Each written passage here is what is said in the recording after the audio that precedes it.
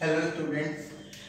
तो हमने Raoult's law पढ़ लिया है, ठीक है। Special case of Raoult's law also we have also studied special case of Raoult's law. अब हम बात करेंगे सॉल्यूशन जो होते हैं जनरली दो टाइप के होते हैं। First of all we will discuss ideal solution.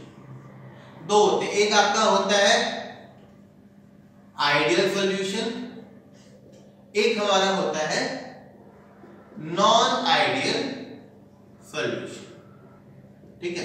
तो पहले हम बात करेंगे आइडियल सॉल्यूशन की। अब आप ऐसे ही समझ लो, जैसे मम्मी पापा कहते हैं हमारा बच्चा तो आइडियल बच्चा है, क्योंकि बेटा जो है या जो बेटा या बेटी जो बच्चा है वो मम्मी पापा की सारी बात मान रहा है। तो ideal solution, these are those solutions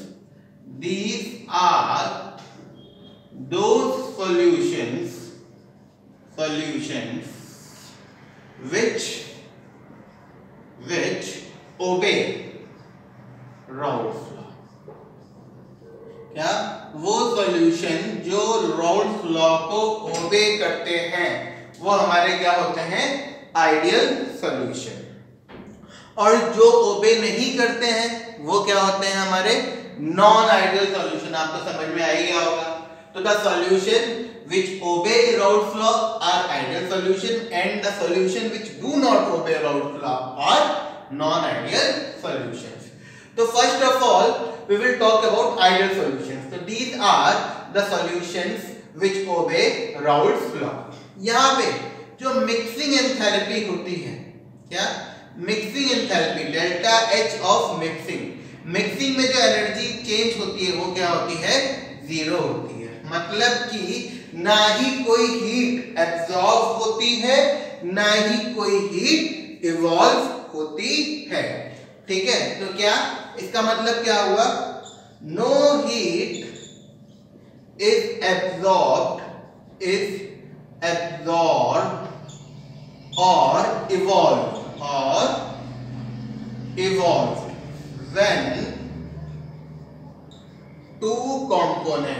when two components are mixed। जब दो कंपोनेंट्स मिक्स होते हैं तो ना ही कोई हीट एब्जॉर्ब होती है ना ही इवॉल्व होती है। और change in mixing of volume वो भी क्या हमारा होता है? जीरो होता है। मतलब कि ना ही वॉल्यूम बढ़ता है ना ही वॉल्यूम घटता है। जो वॉल्यूम ऑफ सॉल्यूशन होता है, जो वॉल्यूम ऑफ सॉल्यूशन होता है, क्या होता है आपका? Volume of solute plus volume of solvent. तो बेसिकली हम क्या कह सकते हैं? Ideal solution is a solution which obeys Raoult's law, ठीक। इसमें नो हीट इज एब्जॉर्ब्ड और evolve when components are mixed। ना ही कोई हीट एब्जॉर्ब होती है ना ही कोई हीट इवॉल्व होती है। मतलब कि जैसे कि ये दो कंपोनेंट हैं, जो एनर्जी अभी है वही एनर्जी टोटल बाद में होगी। जैसे कि सपोज ए और बी ने मिलके क्या दिया? ए बी दिया, ठीक। इसकी मान लो 10 है, इसकी 2 है। अब यहाँ पे इसकी कितनी होगी? 12। तो दिस माइनस दिस क्या आएगा? जीरो आएगा।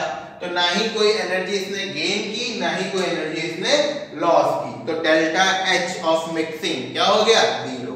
तो मतलब डेल्टा H क्या होता है? एंथैल्पी। इसका मतलब एंथैल्पी ऑफ मिक्सिंग क्या हो गई? जीरो। तो कोई भी एंथैल्पी में चेंज नहीं आएगा। और delta mixing volume of mixing क्या होगा? Change in volume when mixing, वो भी क्या होगा? जीरो। क्योंकि जो सॉल्यूशन का वॉल्यूम होगा वो सॉल्यूट का वॉल्यूम प्लस सॉल्वेंट का वॉल्यूम, दोनों कंपोनेंट्स के वॉल्यूम का सम होगा, ठीक है। तो वो सॉल्यूशन आपके क्या होते हैं? Ideal solution. अब आइडियल सॉल्यूशन में क्या होता है ये चलो हम देख लेते हैं। अब देखो, जैसे कि हम दो अलग अलग कंपोनेंट्स लेके चलते हैं, ठीक है। Let us consider two components. ये एक कंपोनेंट है, ठीक है। इसमें क्या है? केवल ए है। क्या है? ए, ठीक है। इसमें केवल ए, ठीक है। ये दूसरा कंपोनेंट हो गया, इसमें क्या है, केवल B है। एक कंपोनेंट में A है और दूसरे में हमारा केवल क्या है, B है। ओके, ठीक है। तो एक कंपोनेंट में सिर्फ A है और दूसरे में सिर्फ क्या है, B है। अब यहाँ पे जो फोर्स लग रहा है, A और A आपस में एक दूसरे को पकड़ के चल रहे हैं, तो यहाँ पे जो फोर्स लग रहा है A और A के बीच में लग रहा है, ठीक है। A और A के बीच में कुछ फोर्स लग रहा है और यहाँ पे B और B के बीच में कुछ फोर्स लग रहा है, क्योंकि भाई A और B तो यहाँ लग नहीं सकता क्योंकि B है ही नहीं।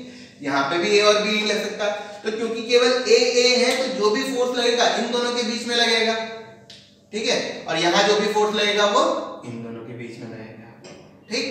अब हम इन दोनों को क्या कर देते हैं, मिक्स कर देते हैं। We will mix. जब हम मिक्स करेंगे तो आपका क्या हो जाएगा, ऐसे A B A B B A B A B B A B, इस तरीके से आपकी मिक्सिंग हो गई। अब यहाँ पे देखिए आपके कौन कौन से फोर्स आएंगे। यहाँ पे आपके एक तो फोर्स आएगा जो A और A के बीच में लगेगा, A और A के बीच में एक फोर्स लगेगा, ठीक है। एक क्या आ जाएगा, जो B और B के फोर्स में B और B के बीच में एक फोर्स लगेगा, और एक क्या लगेगा जो A और B के बीच में फोर्स लगेगा, ठीक है। तो दो फोर्सेस कौन से हैं, बिटवीन सेम कंपोनेंट्स। ये जो फोर्स है ये क्या है, ये है बिटवीन सेम कंपोनेंट्स, ठीक है। और ये जो फोर्स है ये क्या है, बिटवीन डिफरेंट कंपोनेंट्स। ये फोर्स क्या है, बिटवीन डिफरेंट कंपोनेंट्स। तो आइडियल सॉल्यूशन के केस में जो A B के बीच में जो फोर्स लग रहा है, A B के बीच में फोर्स लग रहा है, वो किसके बराबर है, A और B वालों के बराबर है, ठीक है। तो जो A और B के बीच में फोर्स लग रहा है, A और B के बीच में जो फोर्स लग रहा है वो A और B के क्या है, बराबर है। तो ये जो कंडीशन होती है ये कब होती है, आइडियल सॉल्यूशन के केस में ये कंडीशन हमारी होती है। किसके केस में होती है, आइडियल सॉल्यूशन के केस में ये हमारी कंडीशन होती है।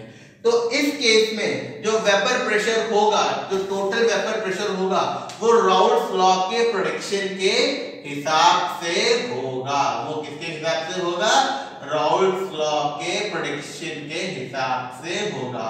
और राउल्ट्स लॉ ने क्या कहा था, ये इक्वेशन दी थी, जो टोटल प्रेशर होगा वो इस हिसाब से होगा, ठीक है। उस केस में AB के बीच में जो फोर्स लग रहा है वो इन फोर्सेस के इक्वल है, A और B के इक्वल है। मतलब कि the force acting between different components is equal to the force acting between the same components, ठीक है। तो ये कौन सी कंडीशन हो गई, आइडियल सॉल्यूशन की कंडीशन हो गई, ठीक है। अब जो आइडियल सॉल्यूशंस होते हैं, ऑब्वियसली हमें पता है जो आइडियल चीजें होती हैं तो बहुत कम होती हैं, तो इसी तरीके से जो हमारे आइडियल सॉल्यूशंस होते हैं वो बहुत रेयर होते हैं। आइडियल सॉल्यूशन बहुत रेयर होते हैं। जैसे कि किसका किसका हो गया आपका, हेप्टेन, हेक्सेन, जैसे कि हेक्सेन। अब क्योंकि 11th में आपने ऑर्गेनिक केमिस्ट्री अगर प्रॉपर्ली पढ़ी है तो आपको समझ में आ जाएगा। वैसे तो 10th का ये हेक्सेन 1 2 3 4 5 6 और ये सारे H लगते हैं, है ना, H लगते हैं। तो हेक्सेन का फॉर्मूला क्या होता है, C6H14। देखो 1 2 3 4 5 6 7 8 9 10 11 12 13 14, ये सारे H लगते हैं, H H H H H H H H H H H H H और H, ये हेक्सेन हो गया। तो इसके आपके एग्जांपल्स क्या हैं जो आइडियल सॉल्यूशन बनाते हैं, हेक्सेन, हेप्टेन, ठीक है, bromomethane, chloroethane, benzene and toluene, ठीक है। तो ये आपका हेक्सेन हेप्टेन हो गया है। हेक्सेन हेप्टेन का जो आपका सॉल्यूशन होता है वो क्या होता है, ideal solution, that is C6H14 and C7H16 16। ठीक है, ये आपका क्या हो गया, हेक्सेन हेप्टेन हो गया। ठीक है, फिर ब्रोमोमीथेन एंड क्लोरोइथेन। अब ब्रोमोमीथेन क्या होता है, CH3Br, और क्लोरोइथेन क्या होता है, C2H5Cl। ब्रोमोमीथेन एंड क्लोरोइथेन, ये हमारे किसके एग्जांपल्स हो गए, आइडियल सॉल्यूशंस के एग्जांपल्स हो गए। ठीक है, तो अगेन आइडियल सॉल्यूशन वो सॉल्यूशन होते हैं जो राउल्स लॉ को ओबे करते हैं। इसमें डेल्टा H 0 होता है, डेल्टा V 0 होता है, और force of interaction between AB is equal to force of interaction between AA and BB। तो ये सॉल्यूशंस हमारे क्या होते हैं, आइडियल सॉल्यूशंस होते हैं। अच्छा, अब हम बात करेंगे किसकी, नॉन आइडियल सॉल्यूशंस की बात करेंगे। ठीक है, अच्छा, अब नॉन आइडियल सॉल्यूशंस की जब हम बात करते हैं तो इसमें दो टाइप के नॉन आइडियल सॉल्यूशंस होते हैं। क्या, non ideal solutions, non ideal solutions. तो बेसिकली नॉन आइडियल सॉल्यूशंस हमारे दो टाइप के होते हैं। अब देखो, राउल्स लॉ ने जो प्रेडिक्शन किया था वो क्या किया था, PT, उसके हिसाब से। तो अगर जो आपका वेपर प्रेशर आ रहा है वो ज्यादा आ रहा है PT से, जो राउल्स लॉ ने P टोटल क्या माना था, राउल्स लॉ के हिसाब से क्या था, P total is equal to P1 not plus P2 not minus P1 not into H2, यही था राउल्स लॉ के हिसाब से। अब जो आपका वेपर प्रेशर आ रहा है इससे ज्यादा आ रहा है, तो इसका मतलब non ideal solution showing positive deviation. कैसा डेविएशन शो कर रहे हैं, पॉजिटिव डेविएशन शो कर रहे हैं। और अगर आपका वेपर प्रेशर आपका क्या आ रहा है, जो आपका वेपर प्रेशर आ रहा है सॉल्यूशन का, वो राउल्स लॉ के प्रेडिक्शन से क्या आ रहा है, कम आ रहा है, इससे जो आना चाहिए उससे कम आ रहा है, तो ये क्या होंगे, non ideal solutions showing negative deviation. ठीक है, यहां पे क्या शो कर रहे हैं, अगर ज्यादा आ रहा है तो पॉजिटिव डेविएशन, और अगर कम आ रहा है तो नेगेटिव डेविएशन। तो पहली चीज राउल्स लॉ में, तो non ideal solution does not obey Raoult's law. ठीक है, तो पहला क्या, नॉन आइडियल सॉल्यूशन, क्या, non ideal solutions does not obey Raoult's law. ये राउल्स लॉ को ओबे नहीं करते, ये राउल्स लॉ को ओबे नहीं करते हैं। तो जो वेपर प्रेशर आता है, ठीक है, क्या, the vapour pressure is either higher, या तो ज्यादा होता है, और लोअर देन predicted by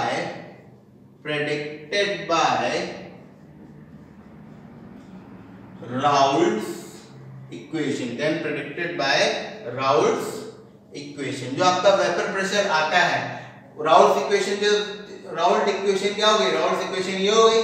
तो जो वेपर प्रेशर आता है वो या तो ज्यादा होता है या फिर कम होता है, या तो ज्यादा होता है या कम होता है, than predicted by Raoult's equation. जो राउल्ट्स इक्वेशन से हमने वेपर प्रेशर प्रेडिक्ट किया है, उससे नॉन आइडियल सॉल्यूशन का प्रेशर या तो ज्यादा आता है या कम आता है। ठीक है, अब इस केस में देखो वेपर प्रेशर क्या आ रहा है, ज्यादा आ रहा है, वेपर प्रेशर क्या आ रहा है, ज्यादा आ रहा है। तो अगर वेपर प्रेशर हायर आ रहा है, इसका मतलब क्या है, आपका सॉल्यूशन शोज कैसा डेविएशन, पॉजिटिव डेविएशन। कैसा डेविएशन दिखा रहा है, पॉजिटिव डेविएशन दिखा रहा है, क्योंकि उससे क्या आ रहा है, ज्यादा आ रहा है। और अगर लोअर आ रहा है तो इसका मतलब सॉल्यूशन शोज कैसा डेविएशन, नेगेटिव डेविएशन। ठीक है, नेगेटिव डेविएशन। कैसा डेविएशन शो कर रहा है? नेगेटिव डेविएशन शो कर रहा है। तो ये याद रखना, नॉन आइडियल सॉल्यूशन वो सॉल्यूशन होते हैं जो राउल्ट्स लॉ को ओबे नहीं करते हैं। तो इसका मतलब राउल्ट्स लॉ को अगर ओबे नहीं कर रहे हैं तो जो वेपर प्रेशर ये आना चाहिए, ये वेपर प्रेशर नहीं आएगा, या तो इससे ज्यादा आएगा या तो इससे कम आएगा। और अगर इससे ज्यादा आ रहा है, ये वाली कंडीशन है, तो सॉल्यूशन कैसा डेविएशन शो कर रहा है? पॉजिटिव डेविएशन शो कर रहा है। और अगर इससे कम आ रहा है, ये वाली कंडीशन, तो हमारा सॉल्यूशन कैसी डेविएशन शो कर रहा है? नेगेटिव डेविएशन शो कर रहा है। ठीक है, अब हम फोर्स की बात करते हैं। ठीक है, कैसे आपके फोर्स होंगे, वही ए और बी वाले। ठीक है, फिर से वही वाली कंडीशन ले लेते हैं। ठीक है, ये वाला पार्ट है ब्रीथिंग।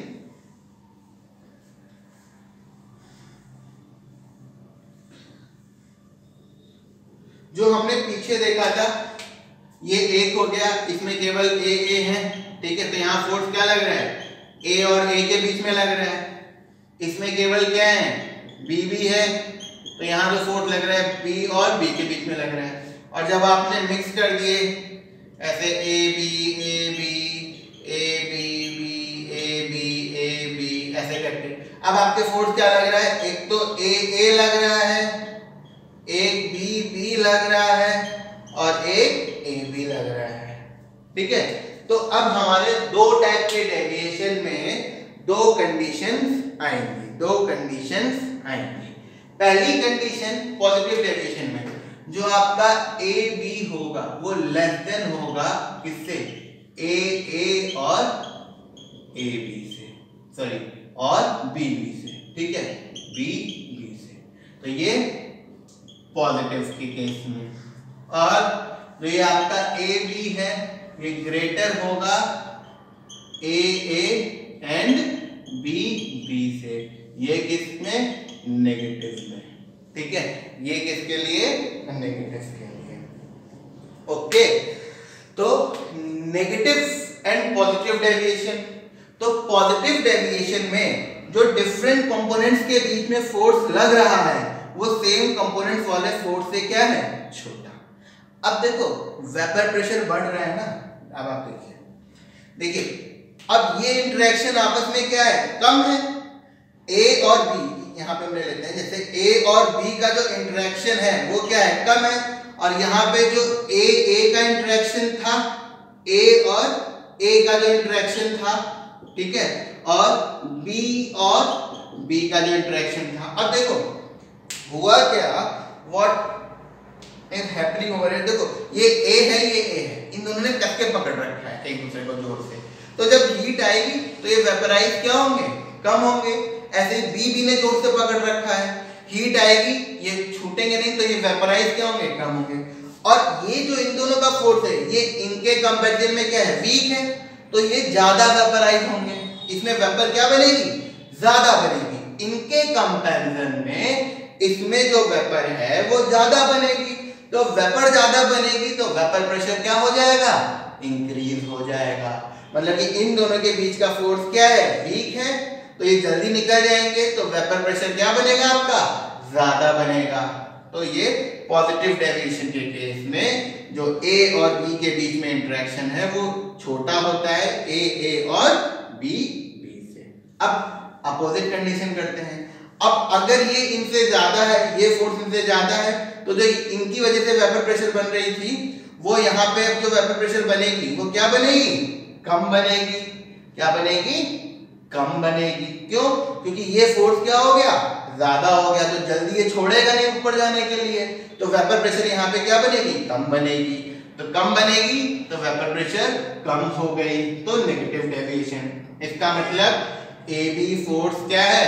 बड़ा है ए और बी से नेगेटिव डेविएशन है। तो इसका मतलब राउल्ट्स लॉ की जब हम बात करते हैं तो वो सॉल्यूशन जो राउल्ट्स लॉ को ओबे नहीं करते वो क्या होते हैं? हमारे नॉन आइडियल सॉल्यूशंस होते हैं। ठीक, इसमें दो कंडीशंस होती हैं कि जो आपका एक्चुअल वेपर प्रेशर है ये वो एक्चुअल वेपर प्रेशर शो नहीं करते, या तो उससे ज्यादा शो करते हैं तो पॉजिटिव डेविएशन, या तो उससे कम शो करते हैं तो नेगेटिव डेविएशन। ठीक, अब नेगेटिव डेविएशन कब होगा? जैसे आइडियल सॉल्यूशन के केस में क्या था आपका, ए बी का जो इंटरेक्शन था वो ए और बी के क्या था, बराबर था। लेकिन नॉन आइडियल में ये बराबर, नॉन आइडियल के केस में ये बराबर नहीं होगा, या तो ये ज्यादा होगा या तो ये कम होगा। और अगर ये कम है तो वेपर प्रेशर ज्यादा मतलब पॉजिटिव डेविएशन, और अगर ये ज्यादा है, ठीक है, तो वेपर प्रेशर कम मतलब नेगेटिव डेविएशन। अगर ए बी का जो इंटरेक्शन है वो कम है ए और बी से, देन पॉजिटिव डेविएशन। और अगर ए बी का इंटरेक्शन क्या है, ज्यादा है ए और बी से, देन नेगेटिव डेविएशन। उस केस में क्या होगा, आपका नेगेटिव डेविएशन होगा। ठीक है, तो यहां पे क्या होगा, वेपर प्रेशर इंक्रीज हो जाएगा और यहां पे क्या होगा, वेपर प्रेशर डिक्रीज हो जाएगा। तो ये अगर हम लोग देखें इसको,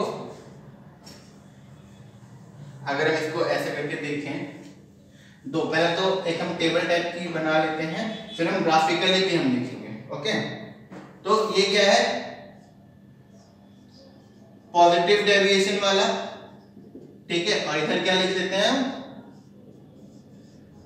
नेगेटिव डेविएशन वाला। एक तरफ पॉजिटिव डेविएशन लिख लेते हैं, एक तरफ नेगेटिव डेविएशन लिख लेते हैं। तो क्या यहाँ पे vapour pressure higher than PT, ठीक है, और यहाँ पे vapour pressure lower than PT, ठीक है। या फिर हम क्या लिख सकते हैं, यहाँ पे वेपर प्रेशर इंक्रीज हो जाता है, ठीक है, वेपर प्रेशर इंक्रीजेस, और यहाँ पे वेपर प्रेशर डिक्रीजेस, ठीक है, vapour pressure increases, vapour pressure decreases. यहाँ पे जो ए बी इंटरेक्शन है वो लेस देन है ए से, किससे, लेस देन है ए से एंड बी से।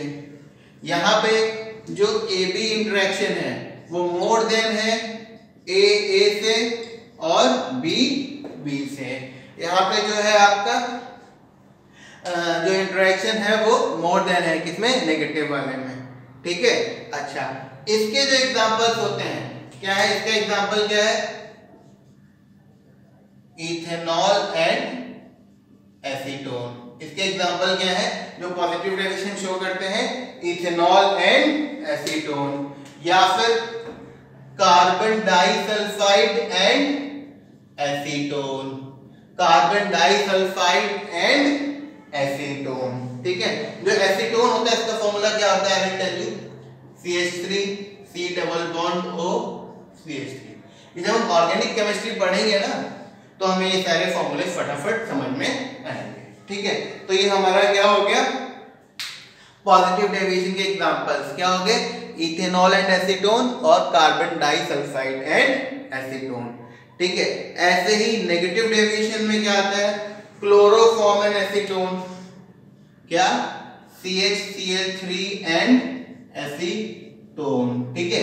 ये किसका एग्जांपल हो गया, आपका नेगेटिव डेविएशन का एग्जांपल हो गया, ठीक है। अब कई बार ना क्वेश्चन आ जाता है जिसमें कि आप कंफ्यूज हो सकते हैं, बट आप होंगे नहीं अगर प्रॉपर्ली ध्यान से उसको देखेंगे। क्वेश्चन आएगा कि इथेनॉल और एसीटोन के बीच में जो फोर्स लग रहा है वो इथेनॉल एंड एसीटोन से ज्यादा है या कम है। तो इथेनॉल को उस कंडीशन में आप क्या मान लेंगे, ए, और एसीटोन को क्या मान लेंगे, बी। तो इथेनॉल एसीटोन के बीच में जो फोर्स लगा वो क्या हो गया, ए बी, और इथेनॉल के बीच में क्या लगा, ए, और एसीटोन के बीच में क्या लगा, बी। तो अब हमें ये याद रखना है ये किसका एग्जांपल है, पॉजिटिव डेविएशन का, मतलब कि ए बी का जो फोर्स होगा वो कम होगा। तो इथेनॉल एसीटोन के बीच में जो फोर्स लगेगा वो कम लगेगा, किससे, इथेनॉल से एंड एसीटोन से। इस टाइप का अगर आपका कोई क्वेश्चन आता है तो हम लोग इस तरीके से सॉल्व कर लेंगे, ठीक है। फिर नेक्स्ट पॉइंट हमारा आता है, एक टर्म होता है इसमें एजियोट्रोप्स, ठीक है। तो ये हमारा राउल्ट लॉ की बात हो गई अभी तक, जो आइडियल और नॉन आइडियल सॉल्यूशंस हमने डिस्कस कर लिया। अब एक चीज और आएगी जो कि होती है, वो थोड़ा सा इसी से रिलेटेड है, एजियोट्रोप्स। ठीक है, अब हम बात करेंगे किसकी, एजियोट्रोप्स की अब हम बात करेंगे। ठीक है, तो दिस इज एजियोट्रोप्स। अब द क्वेश्चन इज एजियोट्रोप्स क्या होते हैं। ठीक है, तो बेसिकली देखो कुछ लिक्विड्स हैं उनको जब हम मिक्स करते हैं, ठीक है, तो वो क्या बना लेते हैं, एजियोट्रोप्स। अब एजियोट्रोप्स देखो हम जो बात कर रहे हैं वो बाइनरी मिक्सचर की बात कर रहे हैं। बाइनरी क्यों, बाइनरी में जिसमें केवल एक सॉल्वेंट है और एक सॉल्यूट है, इसीलिए उसे हम क्या बोलते हैं, बाइनरी मिक्सचर। तो इनका क्या होता है, सेम कंपोजिशन होता है। क्या होता है, एजियोट्रोप्स का क्या होता है, have same composition, same composition in liquid and vapor phase, in liquid and vapor phase। अब इसका मतलब क्या हुआ, जैसे कि मान लो आपका एक लिक्विड A है और एक B है, आपने इनको मिक्स कर दिया तो AB बन गया। ठीक है, तो जब ये अगर वेपराइज हो रहा है तो A अलग वेपराइज हो रहा है और B आपका अलग वेपराइज हो रहा है, तो क्या हो गया, इनका कंपोजिशन बदल गया। लेकिन एजियोट्रोप्स के केस में आपने ए बी को मिक्स किया तो ये जो वेपराइज होने के बाद ये ए बी आपस में ही पूरा पूरा वेपराइज होगा, ये ए बी एक साथ ही रहेगा।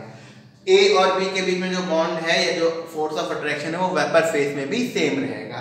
तो इसका मतलब क्या हुआ, एजियोट्रोप्स अगर हम बोले क्या होते हैं, तो एजियोट्रोप्स वो होते हैं जिनका कंपोजिशन सेम होता है, लिक्विड में भी और वेपर फेज में भी, और ये बॉयल होते हैं, ये जो होते हैं आपके बॉयल एट, ये बॉयल एट कांस्टेंट टेम्परेचर।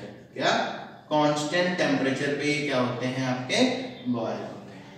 ठीक है, तो some liquids are mixed to form azeotropes and these azeotrops have same composition, these azeotrops have same composition in liquid and vapor phase and these boils at constant temperature। ठीक है, तो इनको जैसे यहाँ पे जो A और B हैं इनको आप फ्रैक्शनल डिस्टिलेशन से सेपरेट नहीं कर सकते हैं, फ्रैक्शनल डिस्टिलेशन से सेपरेट नहीं कर सकते हैं। अब आपके दिमाग में क्वेश्चन आ रहा होगा फ्रैक्शनल डिस्टिलेशन क्या होता है, आई गेस आप लोग को याद नहीं होगा, लेकिन मैं एक बार आपको थोड़ा सा रिकॉल कर देता हूँ। ये हम लोग ने क्लास 9th में पढ़ा था, किसमें पढ़ा था, क्लास 9th में।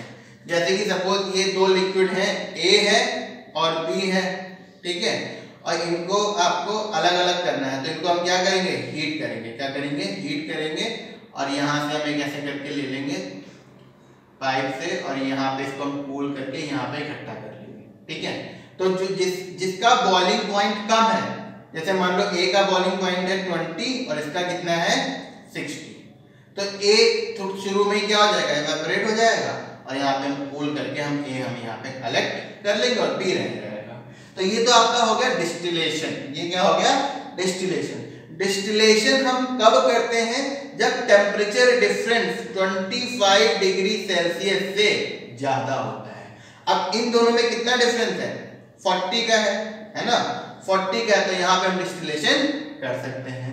लेकिन अगर मान लो जो बॉइलिंग पॉइंट का जो टेम्परेचर डिफरेंस है इसका होता 50, इसका होता 60, अब ये डिस्टिलेशन काम नहीं करेगा, ये वाला डिस्टिलेशन काम नहीं करेगा। अब हमें क्या करना पड़ेगा, फ्रैक्शनल डिस्टिलेशन करना पड़ेगा, क्योंकि टेम्परेचर डिफरेंस कितना है दोनों का बॉइलिंग पॉइंट में, टेम्परेचर डिफरेंस दोनों के बॉइलिंग पॉइंट में कितना है 10।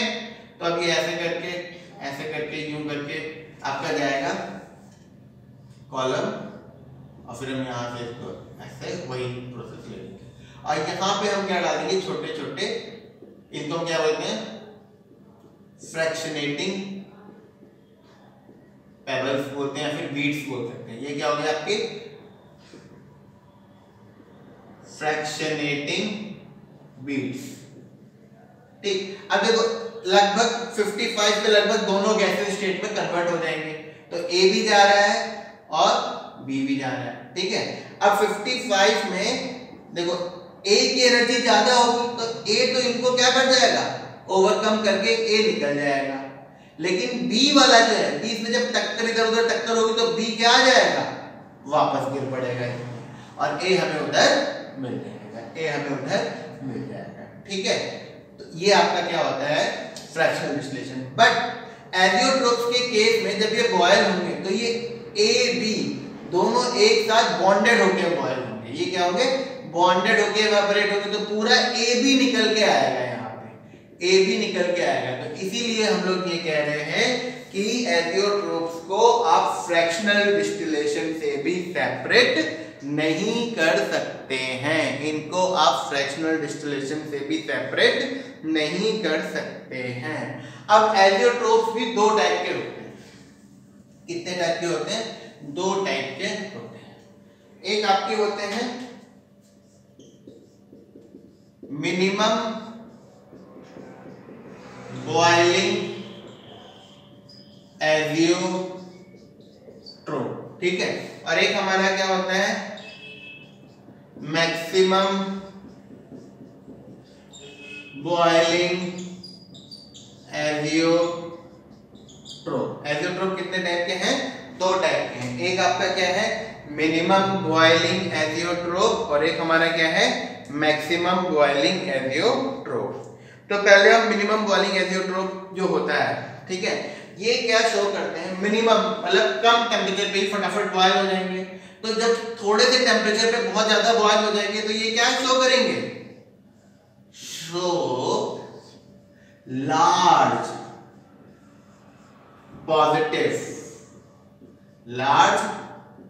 Positive deviation. ठीक है, ये बहुत ही ज्यादा आपका पॉजिटिव डेविएशन शो करते हैं। ठीक, और मैक्सिमम बॉइलिंग एजियोट्रोप्स बहुत हाई टेम्परेचर पे जाके ये क्या होंगे आपके वेपराइज होंगे, तो ये क्या करेंगे, शोज लार्ज कैसा डेविएशन, नेगेटिव डेविएशन। कैसा डेविएशन, नेगेटिव डेविएशन। ठीक है,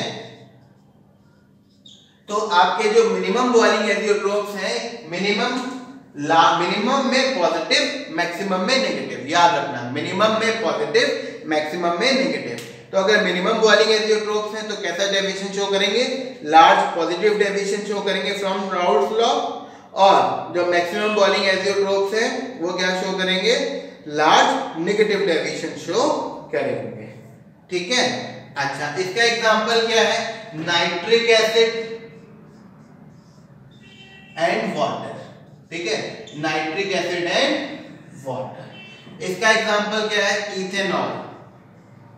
इथेनॉल मतलब इथेनॉल क्या होता है, C2H5OH, इथेनॉल एंड वाटर। ठीक है, जो इथेनॉल एंड वाटर है वो आपका क्या है, मिनिमम बॉइलिंग एजियोट्रोप है, और जो नाइट्रिक एसिड एंड वाटर है वो आपका क्या है, मैक्सिमम बॉइलिंग एजियोट्रोप्स है। तो ये एजियोट्रोप्स हो गए, minimum boiling azeotropes and maximum boiling azeotropes. Minimum boiling azeotropes show large positive deviation, minimum positive. Maximum boiling azeotrope show large negative deviation, maximum negative, minimum positive. ये याद रखना, ठीक है। अच्छा, अब हम बात कर रहे हैं, we are talking about positive and negative deviation. तो चलो देख लेते हैं ग्राफिकली हमारा पॉजिटिव और नेगेटिव डेविएशन क्या है, कैसे है। तो देखो हमने देखा था लास्ट वीडियो में कि ये था ऐसे करके आपका, ये इस टाइप से एक हम लोगों ने ग्राफ देखा था, ठीक है। तो ये यहां से जा रहा था आपका, और सॉरी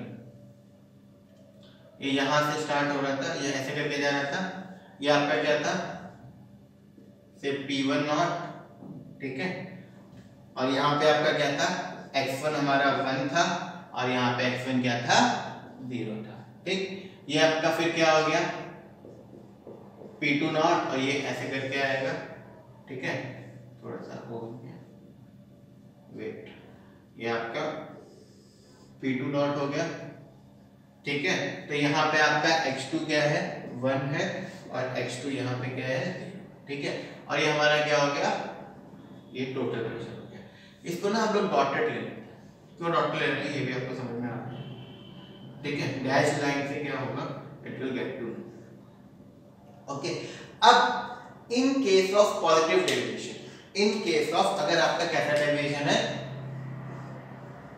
पॉजिटिव डेविएशन है, तो सारे प्रेशर क्या आएंगे, आइडियल से क्या आएंगे, ज्यादा आएंगे। सारे प्रेशर जो है वो आइडियल से क्या आएंगे, आपके ज्यादा आएंगे। आइडियल से ज्यादा आने का क्या मतलब है कि ये जो है आपका, ये देखो ये आना चाहिए था राउंड, बट ये बड़ा हुआ है, ऐसे ये वाला ये आना चाहिए था, तो ये कैसा आएगा, ऐसा, सॉरी ये ऐसा आएगा, और ये टोटल प्रेशर फिर कैसा आएगा, ऐसा आएगा। तो ये हमारा क्या शो हो रहा है, पॉजिटिव डेविएशन शो हो रहा है। कैसा डेविएशन शो हो रहा है, graph showing positive deviation from Raoult's law, ठीक। ये क्या शो कर रहा है, पॉजिटिव डेविएशन शो कर रहा है। इसी में अगर हमसे कहा जाए नेगेटिव डेविएशन के लिए कैसा ग्राफ होगा, तो let us make the graph for negative deviation as well. तो ये वाला पार्ट ऐसे ही रहेगा, है ना, P1 ये इसके लिए, ठीक है। तो ये आपका क्या हो गया, P1 नॉट हो गया, ये हमारा ऐसे गया, यहाँ पे क्या है P1 नॉट, और ये हमारा ऐसे आया, ये हमारा क्या हो गया आपका P2 not, again making them dashed, okay. और ये हमारा क्या हो गया P2, ये हमारा क्या हो गया P टोटल, ठीक है, ये हमारा क्या हो गया P टोटल। अब नेगेटिव डेविएशन में बेसिकली क्या होगा, जो गिवन है उससे क्या आएगा, कम आएगा, तो इस लाइन से नीचे कर्व ऐसा करके आएगा। ये आपका P1 नॉट का P2 नॉट का आ गया, ये हमारा P1 नॉट का आ गया, और ये हमारा P टोटल का आ गया। देखो अब ये जो कर्व है इससे ऊपर है कर्व, गिवन से ज्यादा ज्यादा जा रहा है तो पॉजिटिव डेविएशन, और गिवन से कम कम जा रहा है तो ये नेगेटिव डेविएशन, ठीक है। तो ये हमारा क्या हो गया, राउल्ट्स लॉ के बारे में पूरा कंप्लीट हो गया। अब नेक्स्ट वीडियो में we will discuss about colligative properties. Colligative properties क्या होती हैं, कॉलिगेटिव प्रॉपर्टीज कितनी होती हैं, उसमें हम देखेंगे relative lowering of vapour pressure, elevation in boiling point, depression in freezing point, went of factor, osmosis, osmotic factor, ये सारी चीजों के बारे में हम नेक्स्ट वीडियो में देखेंगे। फिर देन आफ्टर हमारा सॉल्यूशन चैप्टर कंप्लीट हो जाएगा। और also we will solve some examples, जब हम ये करेंगे तो हम साथ के साथ थोड़े थोड़े एग्जांपल्स भी लेते हुए चलेंगे, ओके।